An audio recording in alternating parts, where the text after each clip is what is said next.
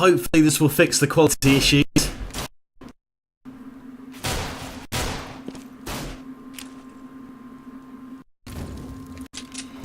First round of the second half underway.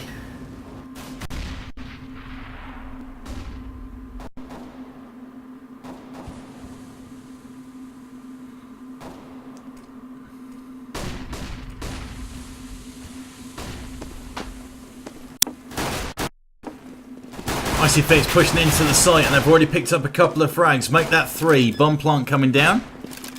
Eventually. Faith and Shifty, last 2 players left over at the site. Matcher takes down Faith. Shifty last guy standing, pushing into the site. Jenny mopping up. And first round of the second half goes to Icy Phoenix.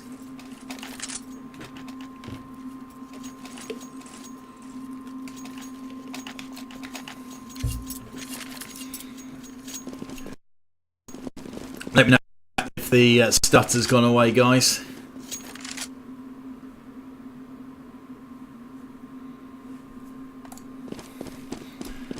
Bear in mind, you're probably going to get the game as we get CM Storm going for an aggressive push up into mid. They aren't challenged there. A couple of players walking through into the B apartments. A couple hanging back, watching behind. Be a good opportunity if Shifty were to go down and walk through lower apps. She might be able to do some damage if they're not expecting it. In the meantime, Faith with some action over in the B side. Let's get over there, see what's happening. Jenny, 20 HP, falls out. Shifty with the frag on LKS over at the other side of the map. Hedjo coming to back up with a Galil. Good nade in the end. Shifty pushing in behind, grabbing Matches. That's the behind open, but that doesn't matter. 4v2, chance to get on the site. No, there isn't, because Queen with the pistol taking down Jenny. Hedjo taken down by low HP from Ivy, who is taken out. But Queen with the pincer movement in from the other side, and that early burst of momentum from Icy Phoenix of one singular round is shut down. Going for Tech 9s. This time it's CM Storm with the rifles. Just going to be aggressive balls out rush into B. Balls out, completely the wrong term to use for a female tournament.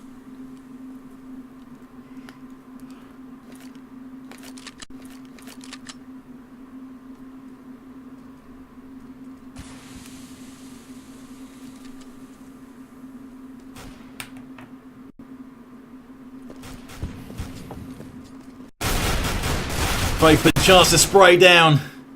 Doesn't take full advantage really, but does plenty of damage. Shifty with 3, make that 4. Going old school with that one. Back to the CS Source days. Crouch, hold mouse 1. Pull your mouse down a little bit to deal with the recoil and watch the frags rack up on the charts. Really nice stuff from Shifty, who's been top of the shot for CM Storm. Whenever you think Icy Phoenix is going to get a bit of momentum, Jenny and Hedjo doing alright with the frags. CM Storm just pegged them back. Queen coming underneath. And sometimes that's all you need to do. Hedjo trying to push to get that kill. And Jenny's in from mid, getting the frag from behind. Aurora pushing out, trying to do some damage into A, but getting caught from 2 angles. And sometimes if you work that kind of play, just pushing underneath underpass, taking out a player and then falling out, and if they chase you and you get the chance for a second frag, brilliant. But in positions like that, you don't have to push all the way through and try and get in behind. Just doing that, opening up a hole, means that they have to keep an eye on it. They have to worry that you might make that push, and that gives you an opportunity to get someone in behind them, or you could try and be a bit more aggressive from inside the site and try and push into apps, that sort of thing. Or you don't even have to do anything, you can just drop out and leave it. The fact that you've made that frag and you've made them aware that you can come from that area can just leave something in the back of the minds of the terrorists. It might slow them down, it might make them use a flash or a smoke in a way that maybe could have been more beneficial when they actually came to enter the site, just because you've thrown them off. Queen in the window with the AWP. already making that position look much more effective than IC Phoenix did, who got very few picks from that mid window. Just got smoked out a lot of the time, couldn't do anything with it. Faith grabbing Jenny. Have managed to get a bomb plant, 4v2. LKS up in the apps. And Hedjo evens it up. 2v2. Still a bit of fight left, and good work from LKS and Hedjo. Held their positions, watched their angles. Peeked in out unnecessary.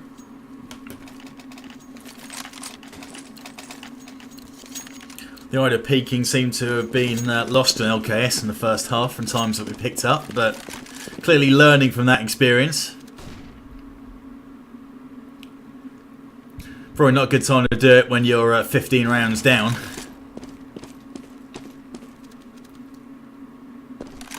Aside from Shifty, CM Storm on a buy. Mid-push coming. But they decide against it. Shifty take. I think he had a pistol in hand anyway.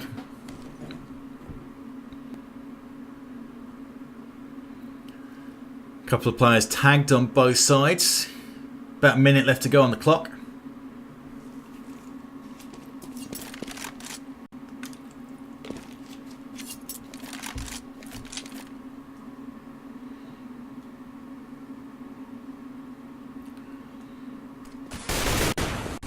Jenny pushed in, taking down Queen.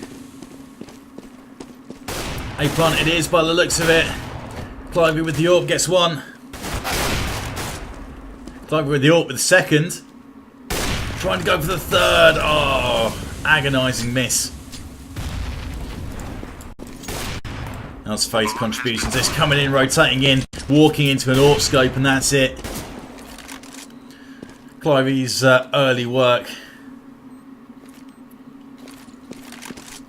Going to count for a saved AWP at best by the looks of it.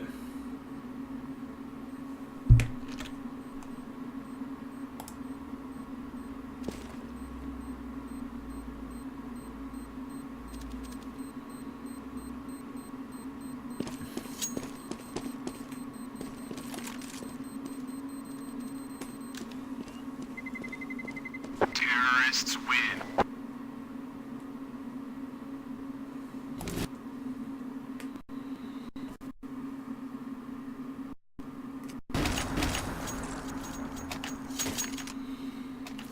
Okay, so guys, just checking the feedback, making sure we're up to speed with the quality and the lag now. Of course, you're going to get a few issues when I tab out in game. Nobody seems to like that. Clivey push it in. Rest of the team on an eco, and that's exactly what you need. An early pick from the ramp.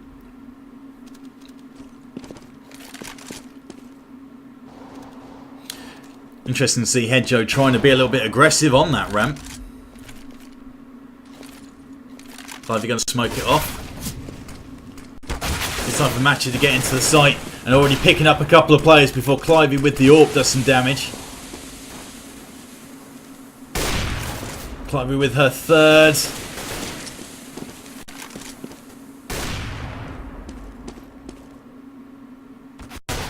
And Queen coming from behind, grabbing Aurora.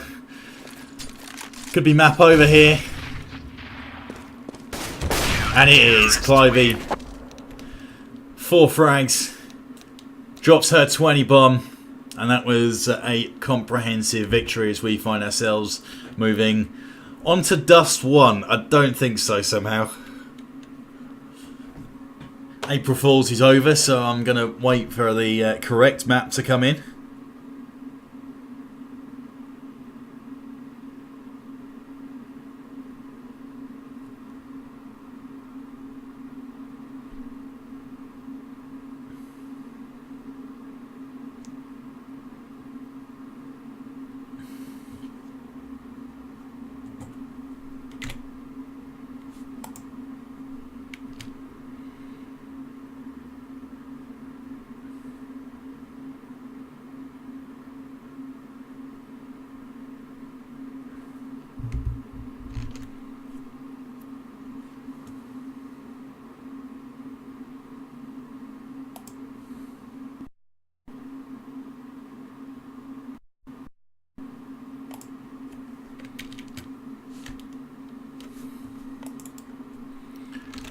Okay, so just while we wait for the start of the second map, I will...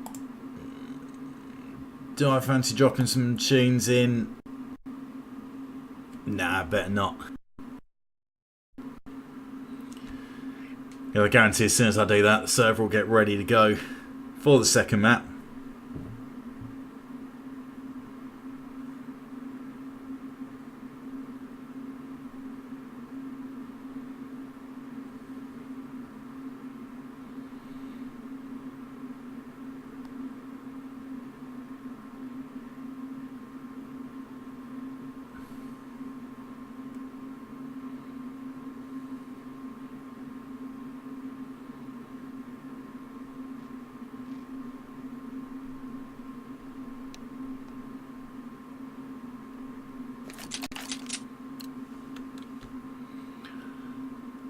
Okay, a bit of cobblestone, very cool.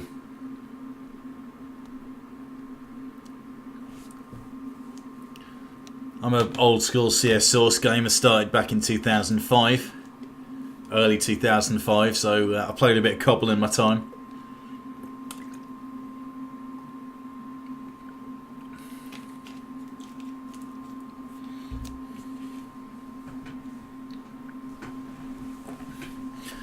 Not sure I liked some of the tweaks in the layout from the CS Source version of it.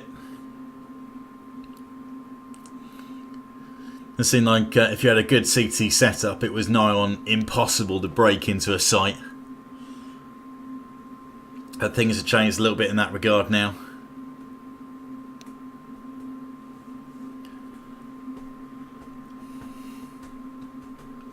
As much as sort of redressing map balance issues is interesting, by the same token, from experience, players will tend to sort these things out by themselves after a while. I remember back in CS Source, when I first started out, Dust 2 was a very heavily CT-sided map, and it was a time when the terrace side didn't really do a whole lot, and it was largely try and barrel into a site en masse and see what happened. But players soon learned and developed and realised that you need to be aggressive, you have to go for picks, you have to try and come out on top with a mid pick, you have to try and peek long, make a pick there, make a pick at the back of B, that sort of thing. And from that point on, the whole way that the terrace side on Dust 2 was played became much more aggressive and really balanced up Dust 2 in one particular example. When I first started out, pretty much anyone just played Dust 2, largely because computers at the time couldn't really handle things like Inferno or Nuke all that well, so Dust 2 became the go-to map, very heavily CT sided, so if you had a bad CT side you were screwed.